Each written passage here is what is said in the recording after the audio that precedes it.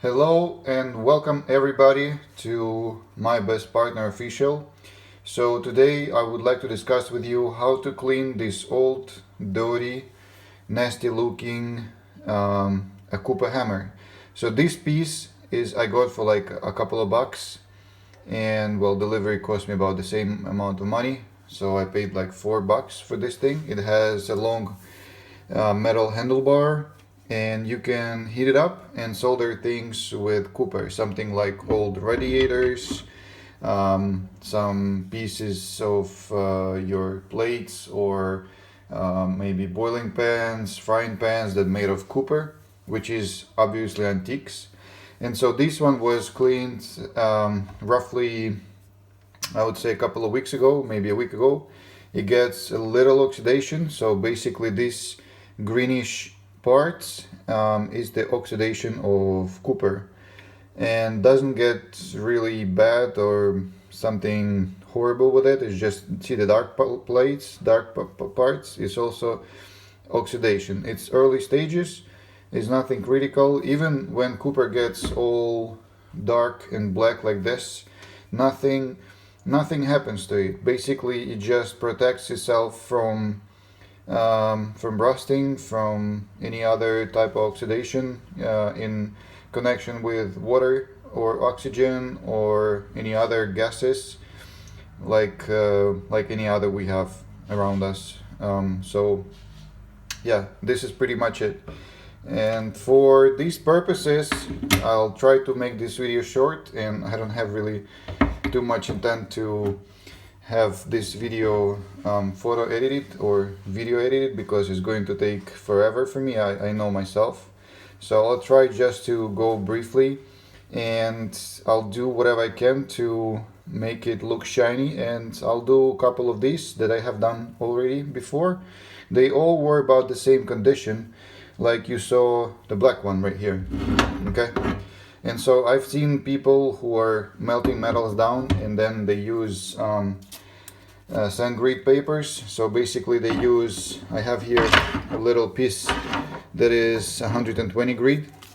It's really rough to touch. I have 220, it doesn't say 220, but it is. Then I have, this one is 400, and this one I have 600.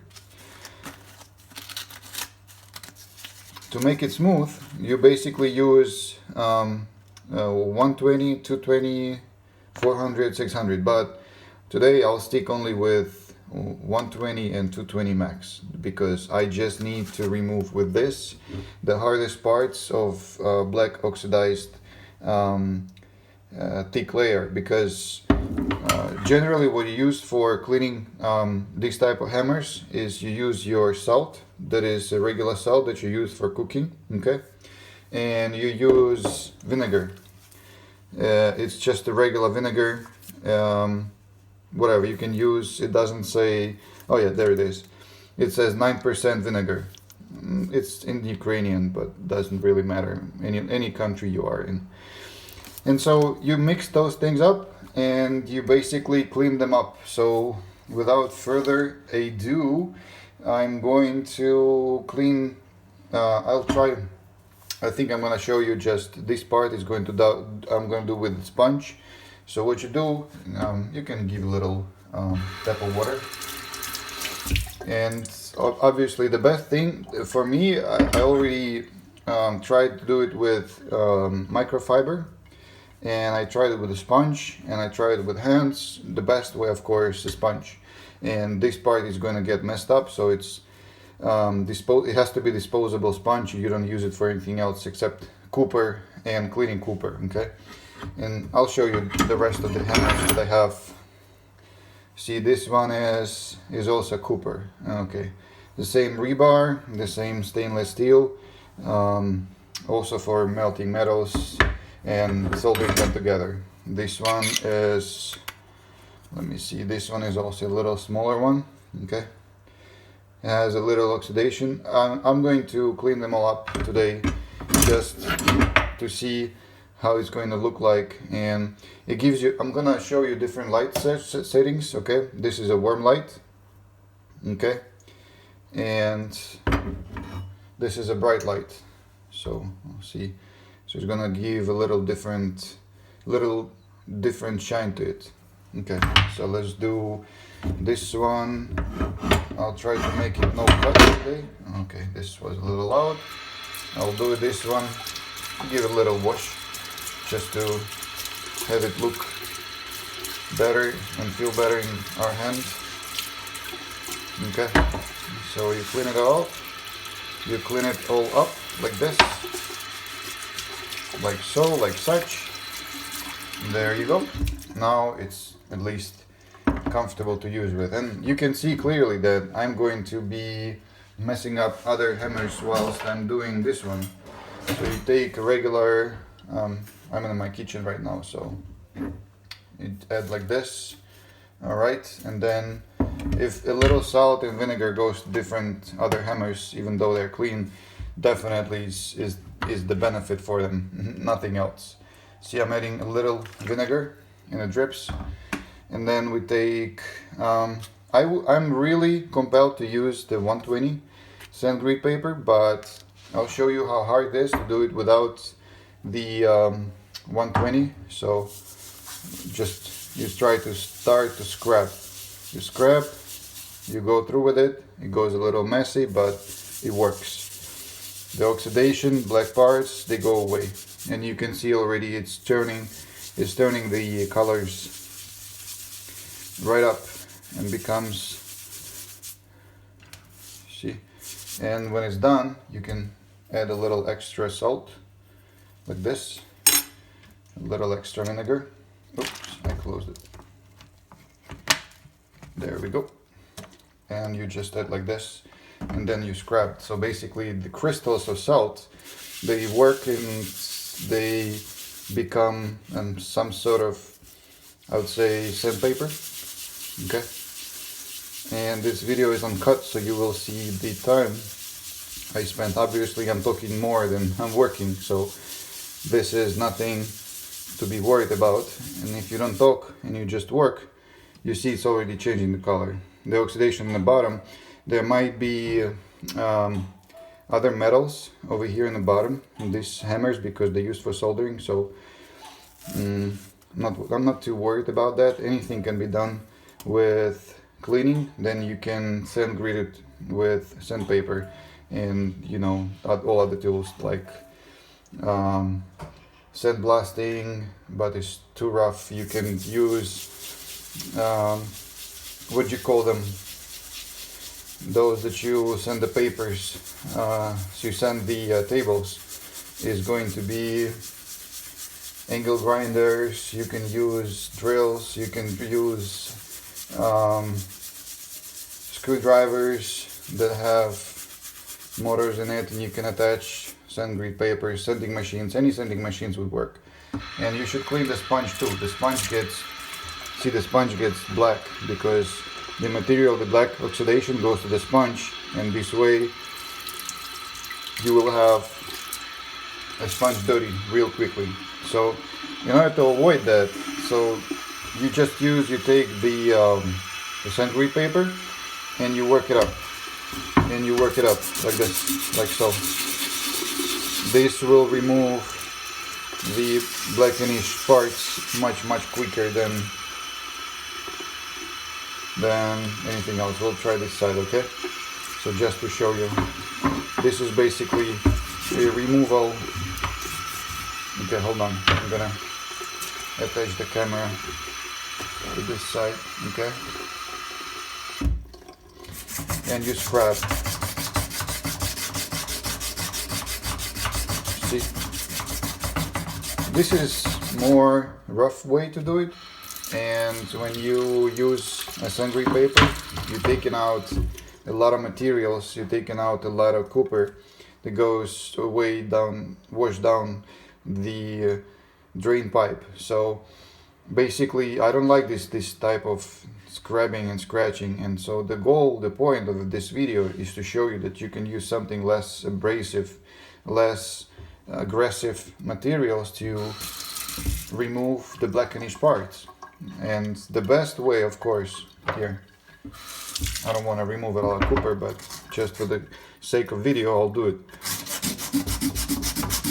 You scratch like this, okay? And you can see the copper becomes apparent, becomes seen from the distance, like this, like so. And when you wash it up, you see this side, I'm gonna hold the paper, was done with the paper. This side was done with salt and the sponge, see? And basically the sponge is more work than the paper, but the sponge gives you more material back rather than just wasting this on sandpaper and washing it down the pipes, the drain pipes. Anyhow, this is going to be a smoother material and this one is going to be rougher, but this is going to have more copper on top of it. Basically, if you have copper pipes or something like that, you always use a sponge because you don't want to remove smooth, nice finish.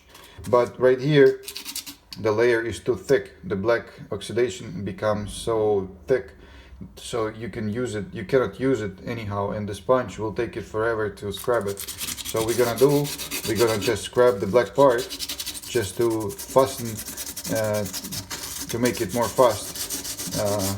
The process of rebuffing, repolishing, and I only applied pressure at the places of black oxidation. So, and then to make it faster, I don't know, this video is gonna be long. I didn't want it to have this long, but I'll do it. And so you add more salt. Okay, I put too much. Normally I put less, but here now it's less. And we're gonna put a little on the bottom, a little on the top. It doesn't really matter. Again, this is just for now. I don't want to use too much of my materials for scrubbing, for scratching, so I'm gonna apply the vinegar just to my sponge, which is also a very comfortable way to dispose and to distribute the vinegar on the top of the material, on top of the hammer.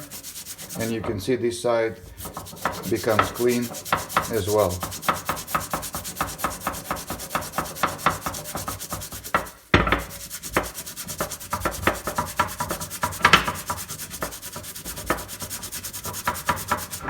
This video is going to be uncut. I can talk about something that I do in my life while I am cleaning up these things.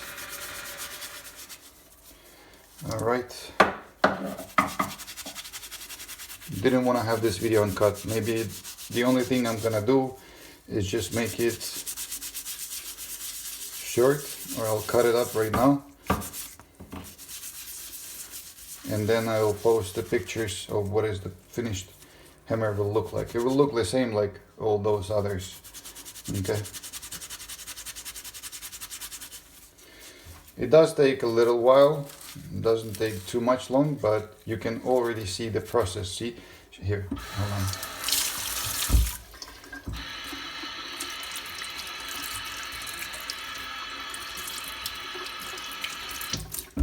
Here. I cleaned this up halfway, okay? I will continue the process, but the video is already 13 minutes, so I don't want to waste none of our time. So you can see this part I will scratch is very, very soft because it's like rubber. Okay, oxidation becomes soft, and you can sometimes what I do, and I can take a knife.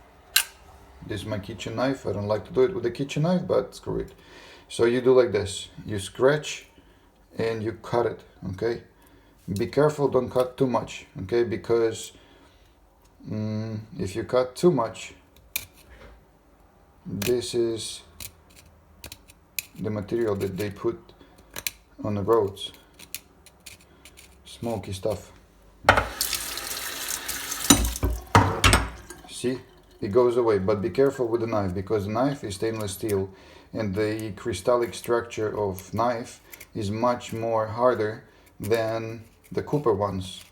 And so you can scratch the copper, and you will, and basically you can cut off some pieces with the knife just by scrubbing it, okay?